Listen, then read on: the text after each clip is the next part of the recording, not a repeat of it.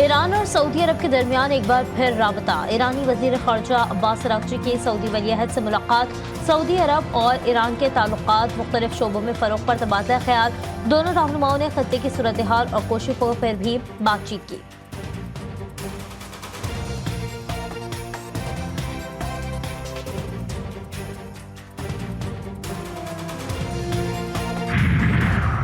कमला Harris भी Biden की इस्लाम मुखालिफ पॉलिसी पर कायम। अमरीकी नायब सदर कमला हैरिस ने ईरान को अमरीका का सबसे बड़ा दुश्मन करार देकर सबको तशवीश में डाल दिया। कमला हैरिस के बयान ने न सिर्फ इसके सियासी तौर पर नाबलद होने पर बल्कि खत्ते में अमन के दुश्मन होने का भी सबूत दिया है। सऊदी वजीर सरमायाकारी खालिद बिन अब्दुल अजीज की सरबराही में आला सतह के तजारती वफ्द के पाकिस्तान आमद। वफाकी वज़रा और दीगर आला हुकाम ने वफ्द का इस्तकबाल किया। सऊदी अरब और पाकिस्तान के दरमियान $2 अरब सरमायाकारी का मुआहदा मुतवक्के। फ्रेमवर्क तैयार। वज़ारत तजारत के मुताबिक सऊदी अरब की जानिब से 2027 तक $5 अरब से ज़ायद की मजमूई सरमायाकारी होगी। तवानाई, कानकनी, मादनियात, ज़राअत, बिजनेस, सयाहत, सनत और अफरादी क़ुव्वत समेत 30 मुख्तलिफ शोबों के मुआहदों पर दस्तखत किए जाएंगे।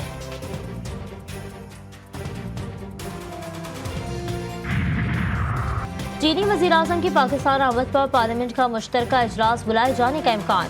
कौमी असम्बली और सेनेट के तमाम अमले की छुट्टियां मनसूख। मुश्तरका इजलास सिर्फ चीनी वज़ीर-ए-आज़म के लिए बुलाया जा रहा है।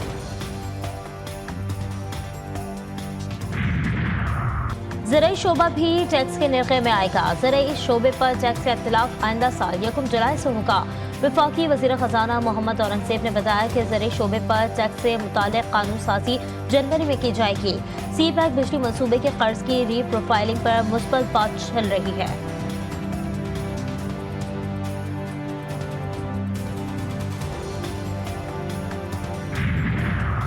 पाकिस्तान में शंघाई ताउन तंजीम का इजलास। 8 ममालिक के सरबराहान और 2 ममालिक के वज़ीर ख़ारजा की सतह पर नुमाइंदगी होगी।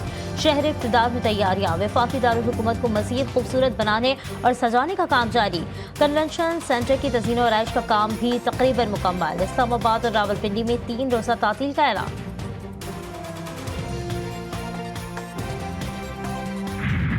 करने पे किसी को कोई इतराज नहीं। हजारों की तादाद में लोगों को लाना वो जिरगा नहीं होता, उसको कुछ और कहते हैं। आप इंस्टीट्यूशन के खिलाफ कौम को खड़ा करने की कोशिश करें। 1-2 बड़ी पॉलिटिकल पार्टीज के लोग पीटीएम के लीडर्स के साथ मिले। हकूक की बात करनी हम आपके साथ, लेकिन ये नहीं हो सकता कि आप हकूक की बात करो और साथ बंदूक उठाने की भी बात। वज़ीर दाखिला की रियासत मुखालिफ क़ुव्वतों को वार्निंग, हथियार की नहीं हुकूक की बात करें।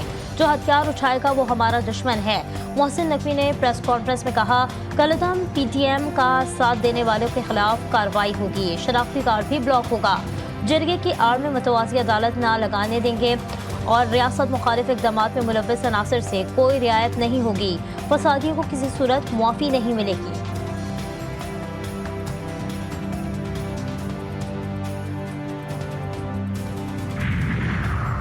आईनी तरमीम रुकवाने के लिए पीटीआई की सर तोड़ कोशिशें। तहरीक इंसाफ के वफ़द की मौलाना फजलुर रहमान से एक और मुलाकात। वफ़द की जेवाई सरबरा से मुजव्वज़ा आईनी तरमीम के हवाले से गुफ्तगू। तहरीक इंसाफ की कानूनी टीम ने अपने मुसव्वदे पर अपनी सिफारिशात पेश की।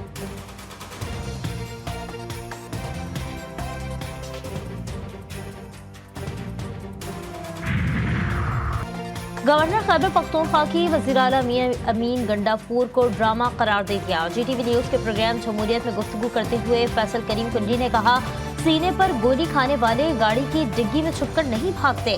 खैबर पख्तूनख्वा में बदतरीन करप्शन हो रही है।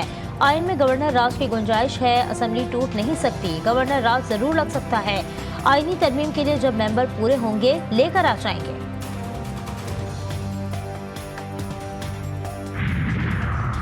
बुजुर्ग सियासतदानों साबिक स्पीकर कौमी असम्बली इलाही बख्श सुमरो कराची में इंतकाल कर गए। खानदानी ज़राए ने तस्दीक कर दी। इलाही बख्श सुमरो की उम्र 97 साल थी। इलाही बख्श सुमरो का इंतकाल हरकत क़ल्ब बंद होने के बायस हुआ। अफगान फोर्स फिर होश खो बैठी। दरअंदाजी की कोशिश नाकाम। अफगान फोर्सेस की पाकिस्तान चेक पोस्टों पर फायरिंग। पाक फौज के जवानों की भरपूर जवाबी कार्रवाई। अफगान फोर्सेस को भारी नुकसान। सिक्योरिटी फोर्सेस अपनी इलाकाई सालमियत पर किसी सूरत हर्फ नहीं आने देंगी।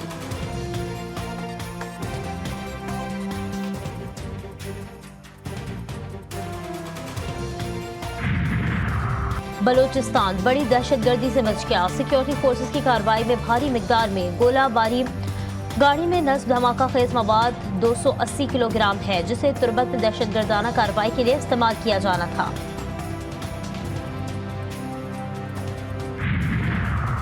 कराची एयरपोर्ट सिग्नल पर गैर मुल्कियों के काफिले पर हमले का मुकदमा सानहा CDD में सरकारी की मुद्दत में दर्ज कर लिया गया। मुकदमे में दहशतगर्दी, कत्ल, इक़दाम कत्ल और एक्सप्लोजिव एक्ट समेत दीगर संगीन दफा शामिल। हमले में 2 गैर मुल्की हलाक और 10 शहरी जख्मी हुए। मौका वारदात से एक इंसानी धड़ भी मिला था।